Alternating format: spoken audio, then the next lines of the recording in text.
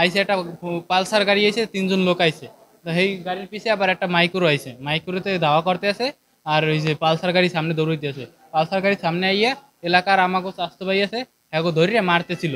আমি যেটু শুনছি, আমি এলাকায় ছিলাম না, আমি ওই সময় বাজারে ছিলাম। তারপর আমি আইছি, আইয়ে শুনি যে আমার বাইরের গায়ে গুলি লাগছে। বাইরের গায়ে গুলি লাগছে কেমনে এইটু শুনছি যে চাস্তো বাইরে মারতে আছে, আমার বাইক আছে ওই জায়গা ফিরেইতে।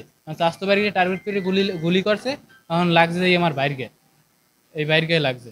তারপর ওরে আমরা লই আইছি।